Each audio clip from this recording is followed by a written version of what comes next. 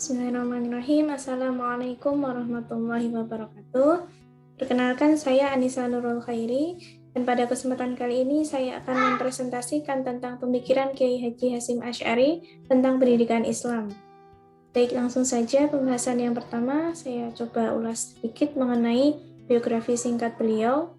Beliau lahir pada hari Selasa Kliwon tanggal 14 Februari 1871 di Pesantren Gendang, Desa Tambak Rejo yang terletak di sebelah utara kota Jombang, Jawa Timur.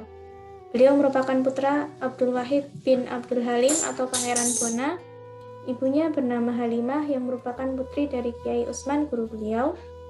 Kemudian beliau menempuh pendidikan di berbagai pesantren, mulai dari pesantren Wonokojo di Probolinggo, pesantren Langitan di Tuban, pesantren Bangkalan, dan yang terakhir pesantren Siwalan Panji di Sidoarjo, yang mana di pesantren inilah beliau diambil menantu oleh Kiai Yakub yang merupakan pengasuh pesantren tersebut.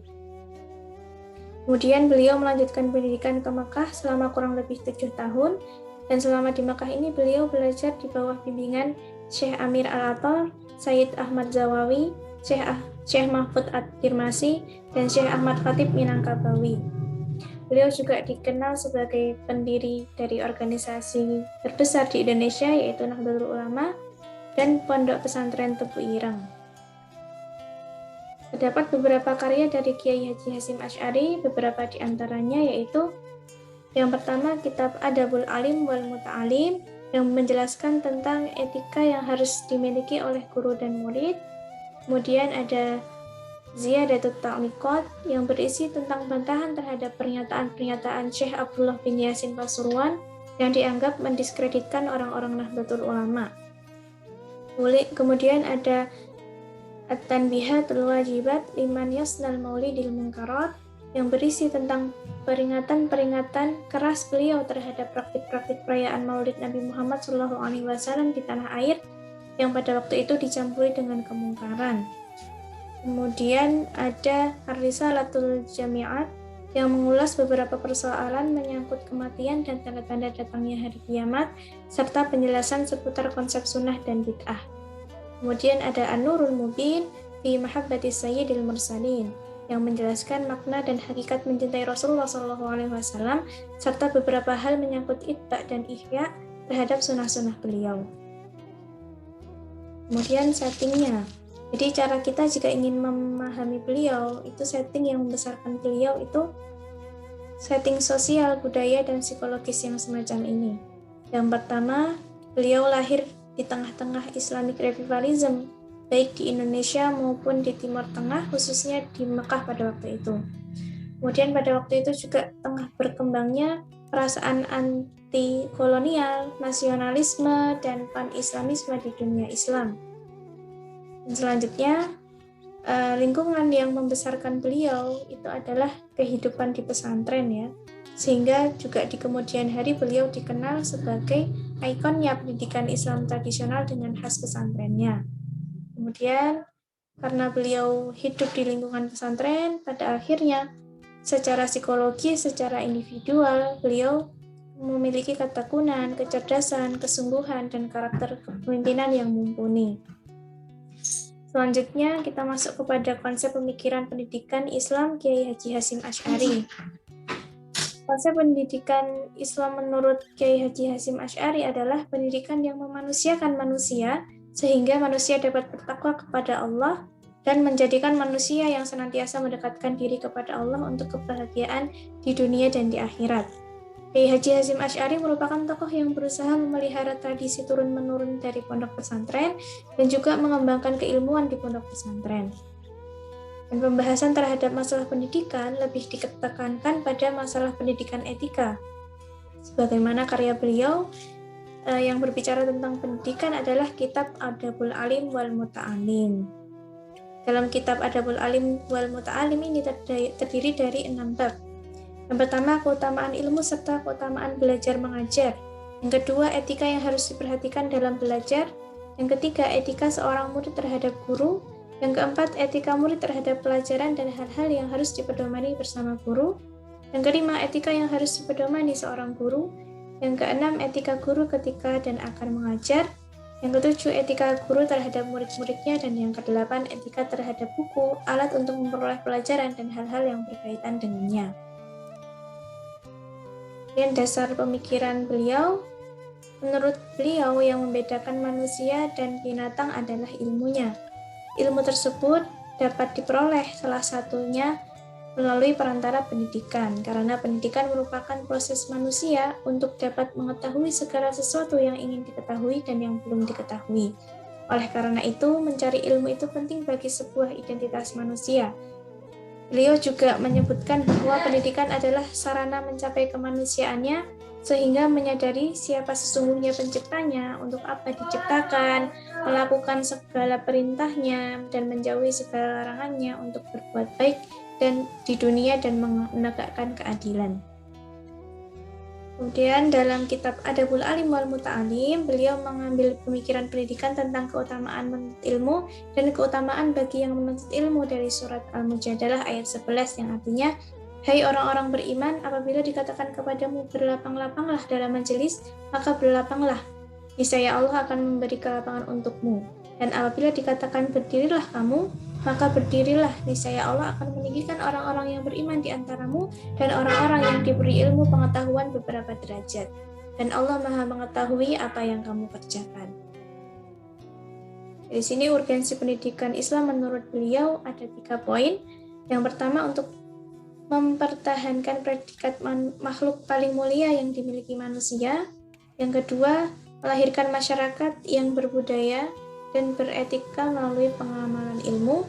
Dan yang ketiga, kesibukan dalam pengamalan ilmu itu lebih utama dari mengamalkan aktivitas ibadah yang sunnah, karena manfaat ilmu itu merata untuk pemiliknya dan masyarakat sekelilingnya, sementara ibadah sunnah terbatas untuk pemiliknya saja. Selanjutnya, tujuan pendidikan Islam menurut beliau ada 3. Yang pertama, untuk mencapai derajat ulama dan insan yang paling mulia dan insan yang paling utama atau khairul bariyah. Yang kedua, bisa beramal baik dengan ilmu yang diperoleh, sebab puncak ilmu adalah amal perbuatan sebagai bekal kehidupan akhirat. Artinya, keilmuannya harus memberikan kemanfaatan sesama demi kebaikan di dunia dan di akhirat. Kemudian yang ketiga adalah untuk mencapai ridho Allah. Jadi di sini tujuan dari pendidikan Islam itu yang pertama adalah ke dalam ya. Jadi untuk membentuk diri menjadi khairul bariyah. Kemudian yang kedua keluar, itu dengan memberikan manfaat bagi sekitar dengan pengamalan ilmunya. Dan yang ketiga adalah ke atas, yaitu untuk mencari ridhonya Allah. Karena salah satu di antara jalan yang dicintai oleh Allah itu adalah jalannya para penuntut ilmu, seperti itu. Kemudian selanjutnya yaitu mengenai kurikulum dan metode yang beliau terapkan. Yang pertama, kurikulum pendidikan. Pada awal mulanya, mata pelajaran yang diajarkan menekankan pada syariat Islam atau ilmu pengetahuan dasar keagamaan Islam, yaitu tauhid, fikih, tafsir, Al-Quran, dan hadis. Sedangkan ilmu bahasa yang dipelajari adalah bahasa Arab dan tulis-menulis Arab. Kemudian setelah berkembangnya tuntutan zaman, kurikulum yang sebelumnya ditambahkan materi yang bersifat umum, yaitu membaca dan menulis Latin, bahasa Indonesia, bahasa Belanda, ilmu bumi, sejarah, dan ilmu hitung. Adapun metode pembelajaran yang beliau terapkan, dalam kegiatan belajar mengajar, Kiai Haji Hasyim Asy'ari menggunakan beberapa metode, antara lain dengan cara halaqah, mubahasah, sorogan, bandongan, dan mutalaah yang identik dengan metode ceramah, demonstrasi, tanya jawab, diskusi, dan dialog. Dalam mata pelajaran bahasa Arab, terutama dalam belajar sorof, menggunakan metode hafalan. Kemudian di pesantren Tebu Ireng itu juga mengembangkan metode musyawarah untuk santri senior yang sudah hampir matang keilmuannya. Di dalam musyawarah itu yang terjadi adalah keterbukaan, toleransi, dan menghargai pendapat yang lain. Jadi yang dicari di sini adalah kebenaran dan mengusahakan pemecahan terbaik. Jadi lebih kepada diskusi, bukan debat ya. Kemudian selanjutnya inovasi pendidikan beliau. Yang pertama, beliau memperkenalkan sistem madrasah di Pondok Pesantren Tebu Ireng.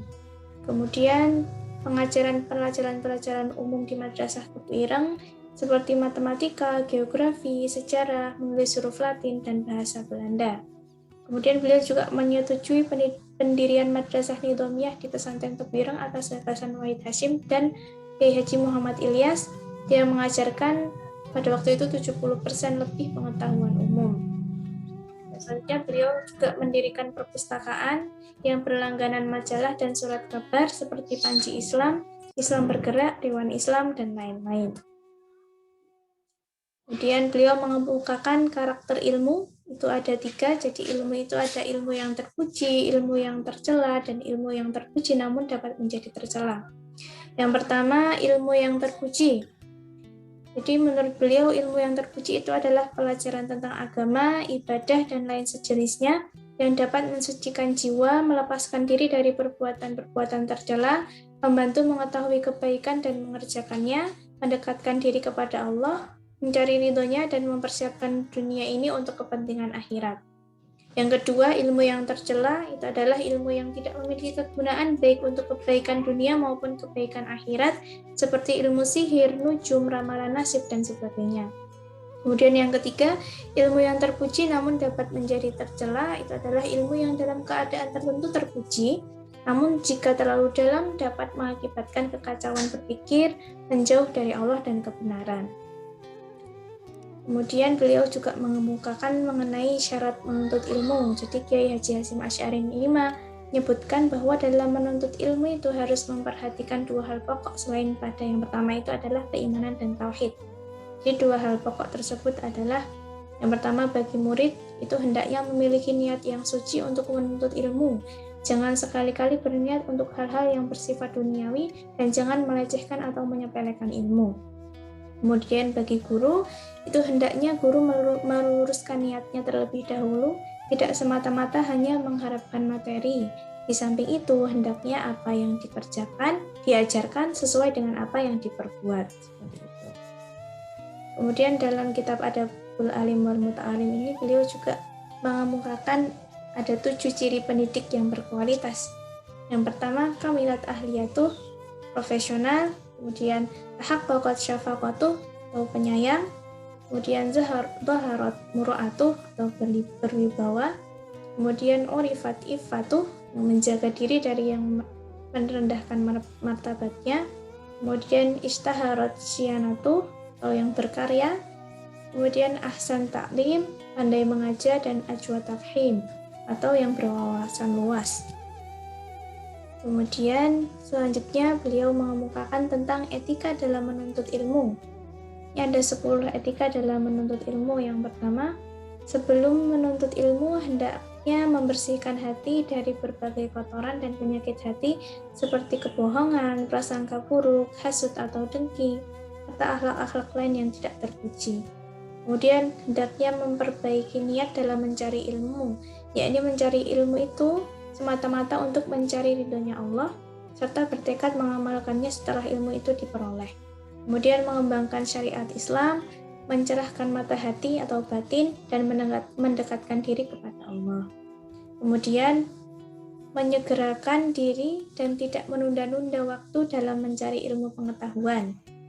Kemudian rela, sabar, dan menerima keterbatasan dalam masa-masa pencarian ilmu, baik menyangkut makanan, pakaian, dan lain sebagainya. Kemudian membagi dan memanfaatkan waktu serta tidak menyia-nyiakannya. Kemudian tidak berlebihan pula dalam makan dan minum, bersikap wara atau waspada dan berhati-hati dalam setiap tindakan, tidak mengkonsumsi jenis-jenis makanan yang dapat menyebabkan akal atau kecerdasan seseorang menjadi tumpul, serta melemahkan kekuatan organ-organ tubuh atau panca indera. Kemudian juga menyedikitkan tidur selagi tidak merusak kesehatan, dan yang terakhir meninggalkan hal-hal yang kurang berfaedah.